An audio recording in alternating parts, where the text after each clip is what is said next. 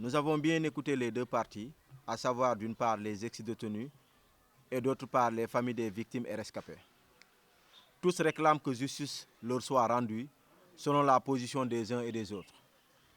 Dans leur discours, ressort le fait que l'enquête préliminaire de la gendarmerie comporte de nombreuses failles, pour ne pas dire des contre-vérités, dont entre autres dans les déclarations.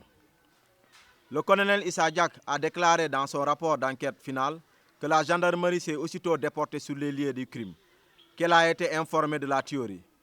Et ce sont des éléments de la gendarmerie qui ont sorti les victimes et les corps sans vie dans la forêt et à la route, avant de les amener sur la route et les mettre entre les mains des sapeurs-pompiers. Contre-vérité absolue, car les corps sans vie ont été sortis de la forêt par les villageois à l'aide de charrettes tirées par des ânes. Pour la question des mails que René Capain Bassène aurait envoyés à Ousmane Tamba, René a toujours rejeté la paternité de ces mails enregistrés dans une clé USB.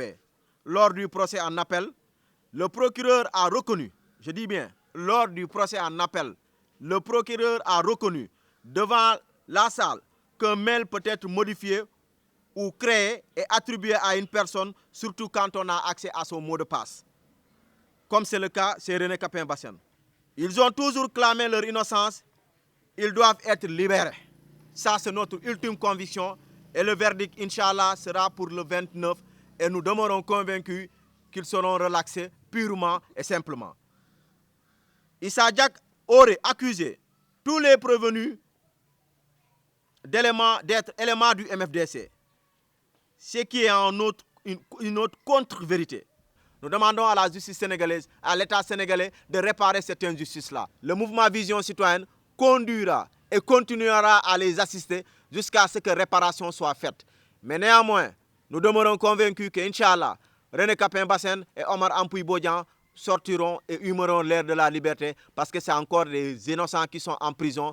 Et aujourd'hui, de par la plaidoirie du procureur, nous savons nettement que c'est des accusés, que c'est des innocents qui croupissent toujours en prison et que la justice doit laver cet affront-là qui a été fait, cette erreur.